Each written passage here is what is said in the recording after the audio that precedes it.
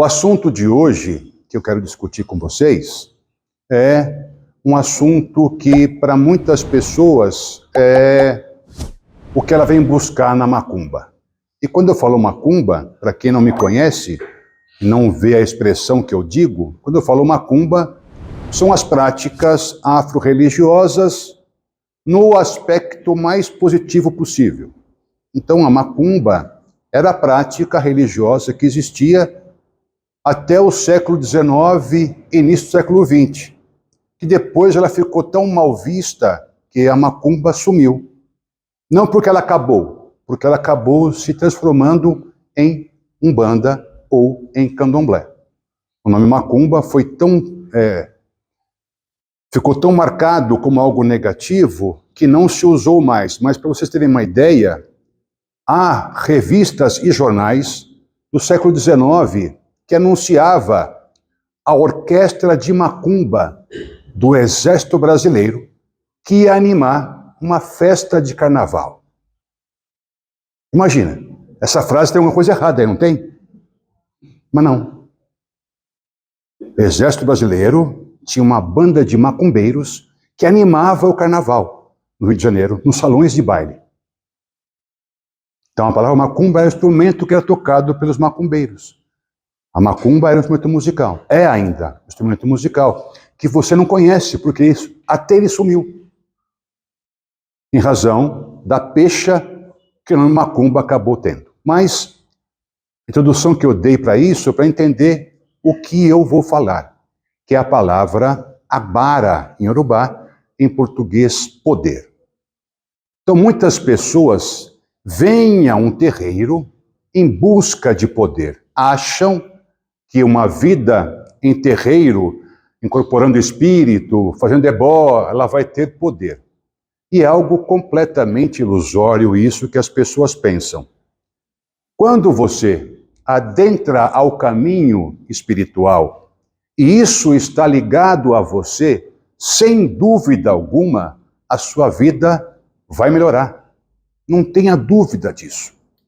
Se o seu caminho é seguir um terreiro, e você segue esse caminho, a sua vida ficará boa. Não há como não acontecer isso. Mas, se não é o seu caminho aquilo, e você insiste em seguir esse caminho, talvez você não tenha o mesmo sucesso que teria seguindo um outro caminho que seria adequado a você. Por isso que a pessoa vai consultar o oráculo para saber realmente qual que é o seu caminho espiritual adequado. O que ela deverá fazer como um caminho espiritual, porque isso vai indicar para ela o que ela deveria fazer ou não. Mas geralmente, quando a pessoa vai para um caminho espiritual ligado a Umbanda, Candomblé, culto de Ifá, o Candomblé variado de Queto, Angola, Jeje, Efon, Ijexá, qualquer Candomblé, a pessoa geralmente tem aquele caminho ligado com ela. Geralmente, não é 100%, mas geralmente sim. E se a pessoa está ali, de bom coração, numa casa boa, adequada, que traga para a pessoa uma boa posição de pensamento, de entender o que ela é e tudo mais, isso fará com que a pessoa se sinta bem. Eu já falei sobre isso outras vezes. A pessoa se sentindo bem, ela vai começar a modificar o seu próprio comportamento.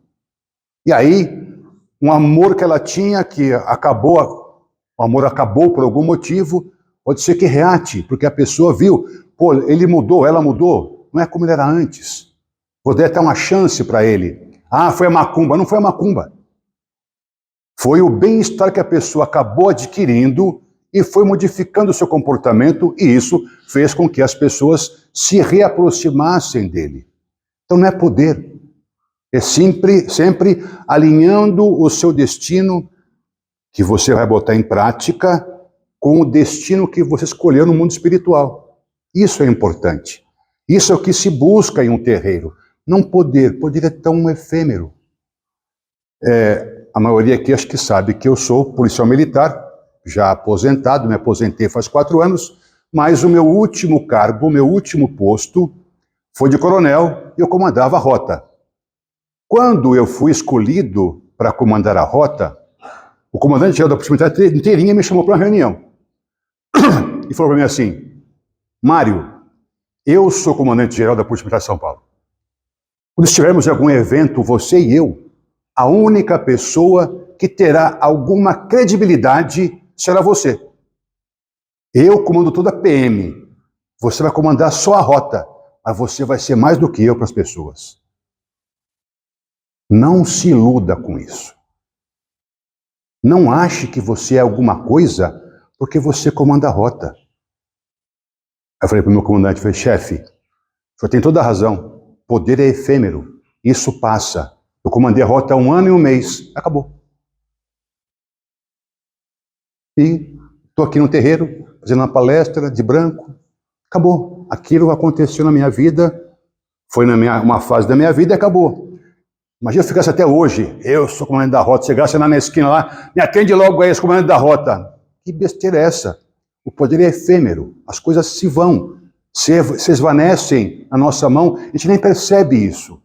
Então, quando você tem algum tipo de poder, e algum tipo de poder, você recebeu isso por alguma função que você vai exercer, como foi o meu caso. Talvez, não é uma coisa que eu possa afirmar com certeza, talvez algum sacerdote acabe tendo isso em razão da sua prática. Quanto mais você se alinha ao seu destino, quanto mais você se torna um Oman Luabi, que eu falei sobre o Oman Luabi, que é a pessoa que nasce, que se torna o melhor dos homens, o mais benfazejo, o mais legal, o mais honesto, o mais sincero, o mais benfazejo com as pessoas, que é o que eu devo me tornar, isso faz com que a pessoa melhore também em termos daquilo que ela faz. Tem um sheik sufi, muito amigo meu, ele falou para mim assim uma vez, as pessoas se julgam especiais, muitos se julgam especiais. Aí eu pergunto, quando ela vai ao banheiro, cheira rosa? Se não cheira rosa, não é especial. É como qualquer outra pessoa no mundo. Vai ao banheiro, vai cheirar. O mesmo cheiro que todo mundo tem. Então, você é especial no quê? Você tem poder de quê? Tudo isso é efêmero. Tudo isso é efêmero. Hoje, no meu tempo, por exemplo, nós estamos em 38 membros. Já teve 3. Já teve um só, eu e mais um, aqui nesse templo. Ah, um pai de santo famoso, tem canal no YouTube, não sei o quê, não sei o quê. Tudo isso é efêmero. Nada disso importa. Porque de onde vem o poder verdadeiro?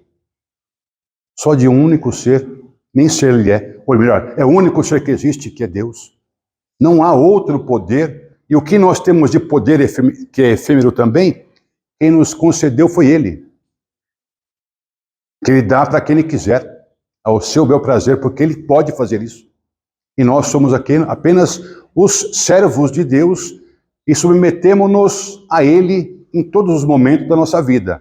Então, se eu tenho um papel hoje, eu vou tentar fazer o melhor de mim para que esse papel que eu desempenhe seja o melhor possível.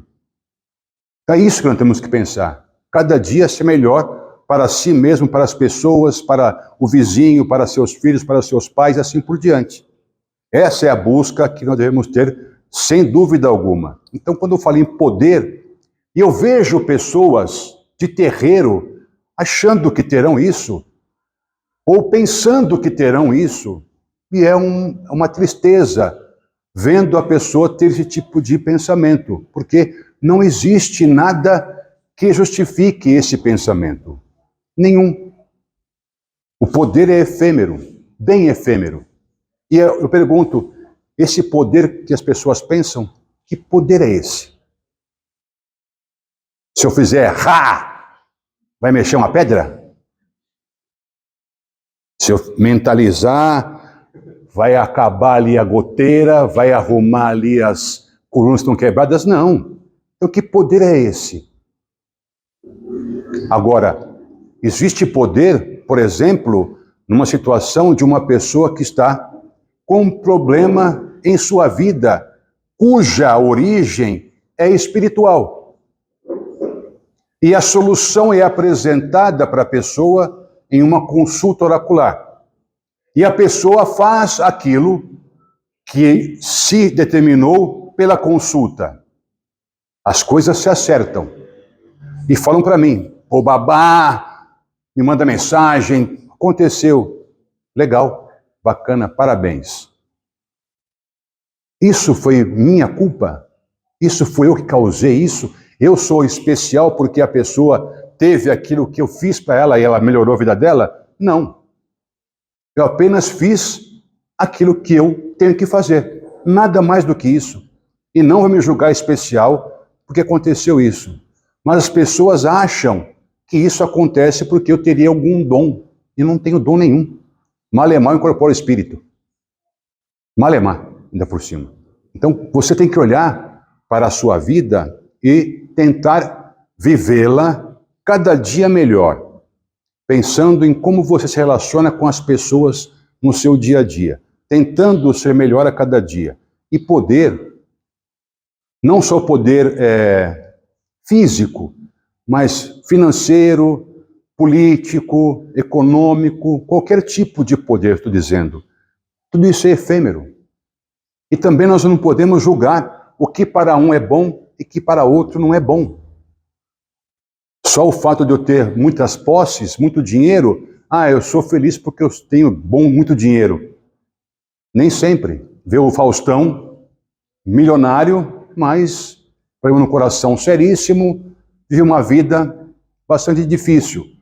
E há outros exemplos da mesma coisa. A pessoa tem muito dinheiro, muitas posses, mas tem uma vida muito difícil. Então, quando você olha poder, essas situações que eu falei, econômico, político e assim por diante, como é a vida dessa pessoa? Ela é alegre? Ela tem na sua vida algum lapso de felicidade? E assim vai. Então, eu tenho que perguntar isso para mim mesmo. Eu sou feliz? Como falei num vídeo que eu gravei, todos nós nascemos para ser felizes, sem exceção. Nós nascemos para ser felizes. Se eu não sou feliz, há algum problema. E esse problema geralmente está em quem? Em mim.